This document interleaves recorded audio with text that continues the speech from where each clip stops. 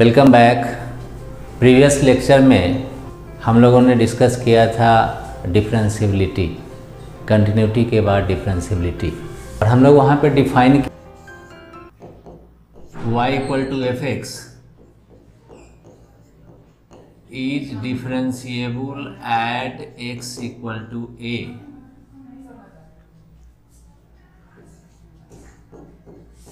L F dash A equal to R F dash A. That is, इसके लिए क्या formula था?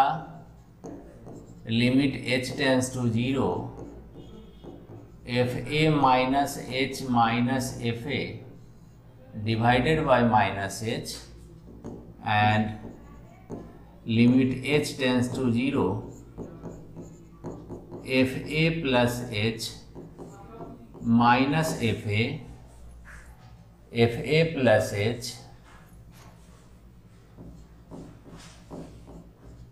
Minus F A divided by plus H, और ये दोनों का दोनों इक्वल होना चाहिए। और क्या होना चाहिए?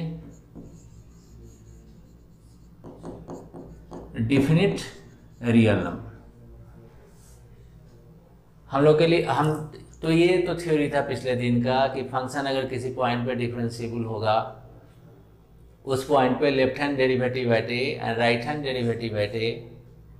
देखो डेरिवेटिव के साइन के लिए एफ डैश ए लिख रहे हैं ना, ये लगा दिए, मतलब left hand derivative at a, right hand derivative at a, और limit h tends to 0 F A minus H minus F a by minus h, limit f A plus H minus F a by h, limit h tends to 0। तो ये पिछले दिन का theory था। Actually हम लोग define किए थे कि कोई भी फंक्शन किसी पॉइंट पे डिफरेंशिएबल होगा तो उसके लिए क्या था? Limit x tends to a f of x minus a f x minus F A divided by x minus a. ये था आपके पास limit x tends to a f x minus F A divided by x minus a. ये क्या होना चाहिए? Finitely exist होना चाहिए।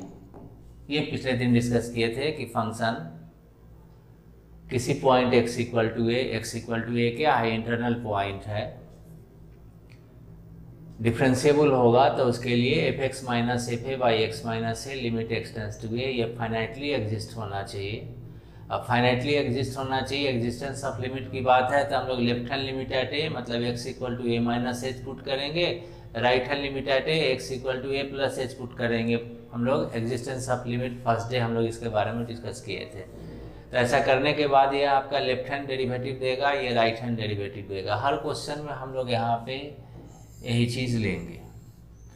एक और चीज़ बताए थे, geometrically differentiable at x equal to a means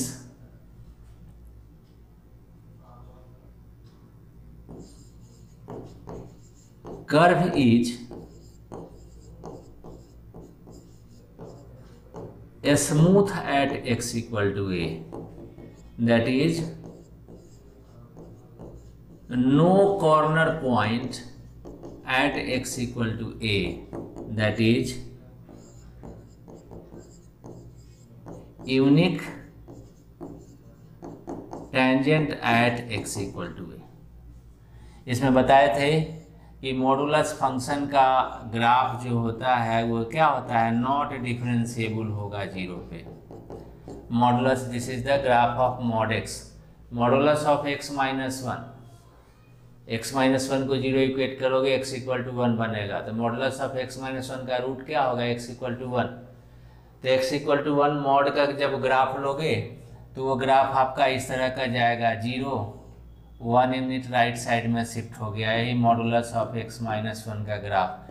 left में आएंगे तो ये क्या हो जाएगा? मॉडुलस ऑफ x प्लस 1 का ग्राफ। तो इसका root x equal to minus 1, इसका रूट क्या होगा? x equal to plus 1। इस पॉइंट पे कॉर्नर पॉइंट है तो नॉट डिफरेंशिएबल एट 1 माइनस 1 0, इस तरह से। एक और चीज़ जो प्रॉब्लम में हम लोग करेंगे, चूंकि अगर एक ही क्वेश्चन में दोनों चीज़ पूछा जाए फंक्शन दे दिया जाए और कहा जाए कि इसकी कंटिन्यूटी डिफरेंशियलिटी दोनों चेक करो। ज्योमेट्रिकली कंटिन्यूटी से आप जानते हो ना, किसी पॉइंट पे कंटिन्यूअस होना मतलब उस पॉइंट पे किसी तरह का गैप नहीं होना चाहिए, ब्रेक नहीं होना चाहिए, होल नहीं होना चाहिए, वर्टिकल डिस्प्लेसमेंट नहीं होना चाहिए।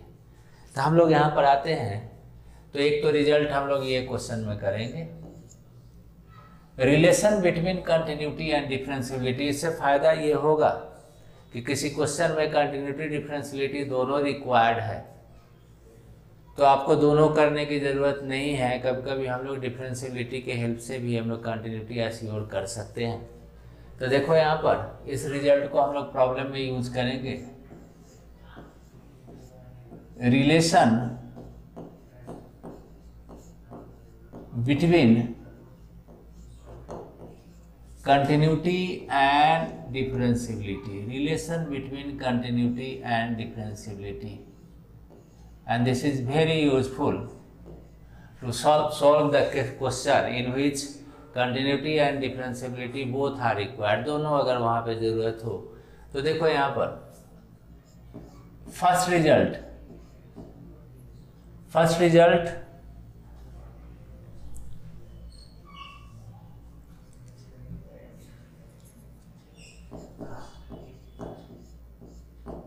डिफरेंशियबिलिटी इम्प्लाइज कंटिन्यूटी, मतलब फंक्शन अगर किसी पॉइंट पे डिफरेंशिएबल है तो नेसेसरली कंटिन्यूअस होगा। फंक्शन अगर किसी पॉइंट पे डिफरेंशिएबल है तो नेसेसरली कंटिन्यूअस होगा।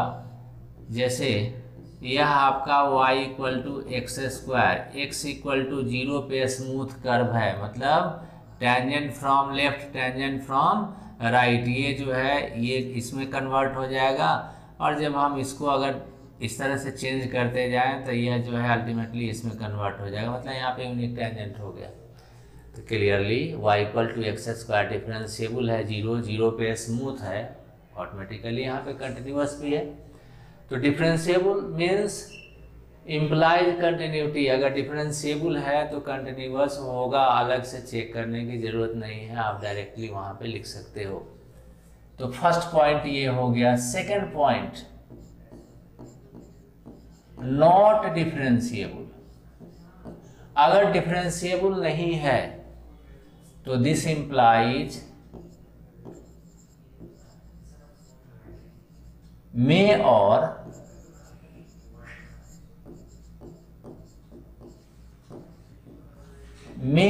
मे नॉट कंटिन्यूअस। अगर डिफरेंशिएबिलिटी फेल हो जाता है तो कंटिन्यूअस हो भी सकता है और नहीं भी हो सकता है। अब बिना कंटिन्यूटी निकाले हम कैसे यहाँ पे डिसाइड करेंगे कि कंटिन्यूअस हो भी सकता है और कंटिन्यूअस नहीं भी हो सकता है। अब ये बताओ यहाँ डिफरेंशिएबिलिटी फेल कैसे करेगा। Left hand derivative right hand derivative दोनों इक्वल है और फाइनाइट रियल नंबर है, यूनिक फाइनाइट रियल नंबर है, तब तो डिफरेंशिएबल हो जाएगा। अब क्वेश्चन यहाँ पर ये राइज होता है कि अगर दोनों के बीच दोनों फाइनाइट है लेकिन अनइक्वल है, ये 1 आ गया, ये -1 आ गया, दोनों फाइनाइट है और डिफरेंट है, तो डिफरेंशिएबिलिटी फेल कर जाएगा। दूसरा सिचुएशन, इन दोनों में से कोई एक इन्फिनिटी माइनस इन्फिनिटी हो जाए या दोनों का दोनों इन्फिनिटी माइनस इन्फिनिटी हो जाए तब भी डिफरेंशिएबिलिटी फेल करेगा, क्योंकि left hand derivative right hand derivative दोनों का दोनों इक्वल होना चाहिए और फाइनाइट होना चाहिए। तो हमारे लिए दो सिचुएशन है डिफरेंशिएबिलिटी फेल होने का। एक पॉसिबिलिटी दोनों फाइनाइट होते हुए डिफरेंट हो तब डिफरेंशिएबिलिटी फेल करेगा, और दूसरा सिचुएशन दोनों में से एटलीस्ट 1 इनफाइनाइट हो तब डिफरेंशिएबिलिटी फेल करेगा। तो हम लोग यहाँ पर दोनों सिचुएशन में आते हैं।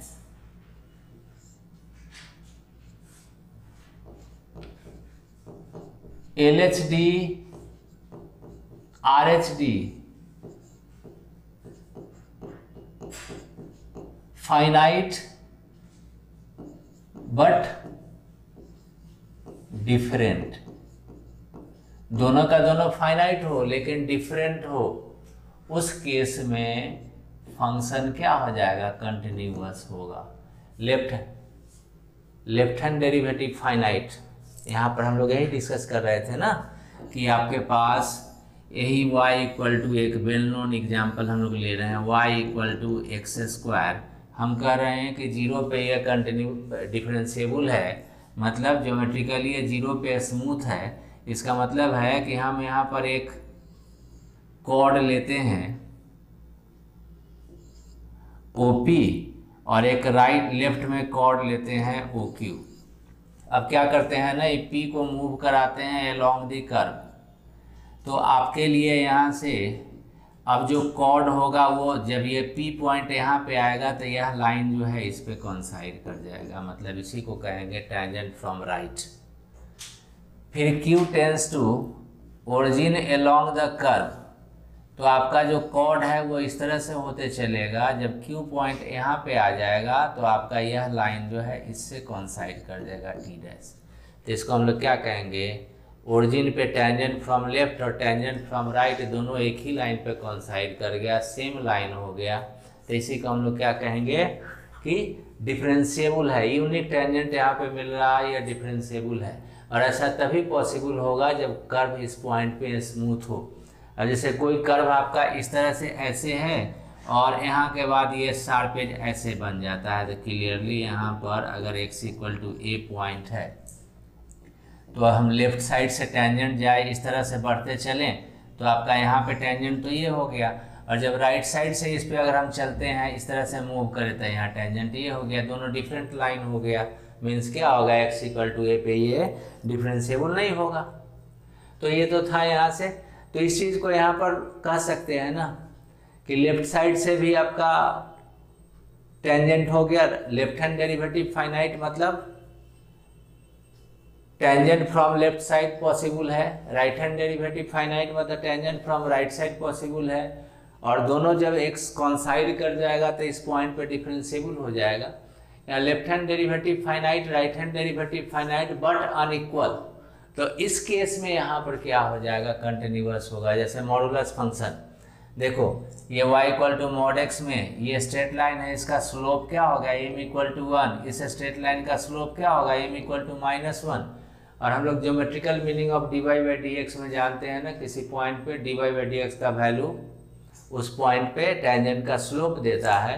तो देखो यहाँ पर right hand derivative 1, left hand derivative -1 दोनों फाइनाइट है, डिफरेंट है, इसलिए यहाँ पे नॉन डिफरेंशिएबल है, लेकिन ये कंटिन्यूअस तो है। और second situation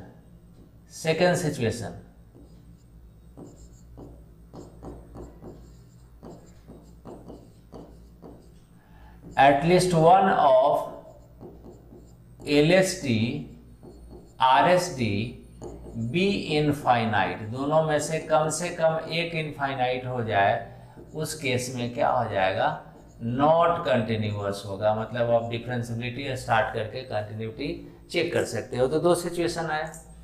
third situation, differentiable mean differentiability implies continuity, not differentiable may और मे नॉट कंटिन्यूअस। कब डिफरेंशिएबल ना होते हुए कंटिन्यूअस हो जाएगा तो ये आपको पता हो गया। उसके बाद हम लोग आते हैं कंटिन्यूअस। अगर कंटिन्यूअस है किसी पॉइंट पे तो वहाँ पे डिफरेंशिएबल हो भी सकता है, मे और मे नॉट डिफरेंशिएबल, वो डिफरेंशिएबल हो भी सकता है, नहीं भी हो सकता है। जीरो पे मॉडुलस फंक्शन कंटिन्यूअस है लेकिन यहाँ पे डिफरेंशिएबल नहीं है। और अगर हम लोग यहाँ पर क्या कहते हैं, नॉट कंटिन्यूअस, अगर फंक्शन किसी पॉइंट पे कंटिन्यूअस नहीं है तो उस पॉइंट में क्या होगा, नॉट डिफरेंशिएबल, डिफरेंशिएबल नहीं होगा। क्योंकि अगर कर्व पे गैप है तो टेंजेंट फ्रॉम लेफ्ट, उस पॉइंट पे लेफ्ट साइड से टेंजेंट पॉसिबल नहीं है, राइट साइड से टेंजेंट पॉसिबल नहीं है, तो फिर डिफरेंशिएबल कहाँ होगा। तो इसको हाई यील्डिंग रिजल्ट है, डिफरेंशिएबल है तो कंटिन्यूअस होगा। नॉट डिफरेंशिएबल मे और may not continuous. LSD RSD both are finite but different, दोनों फाइनाइट है लेकिन अलग अलग है, तो कंटिन्यूअस होगा। दोनों में से एक भी इन्फिनिटी या -इन्फिनिटी हो गया तो कंटिन्यूअस नहीं होगा। कंटिन्यूअस है तो डिफरेंशिएबल हो भी सकता है, नहीं भी हो सकता है, लेकिन अगर कंटिन्यूअस नहीं है तो डिफरेंशिएबल भी नहीं होगा, क्योंकि कर्व में गैप है। लेफ्ट से भी यूनिक टेंजेंट, लेफ्ट साइड से टेंजेंट पॉसिबल नहीं है, राइट साइड से टेंजेंट पॉसिबल नहीं है, मतलब पॉइंट ही नहीं है, तो उस पॉइंट पे यूनिक टेंजेंट कहाँ से मिलेगा।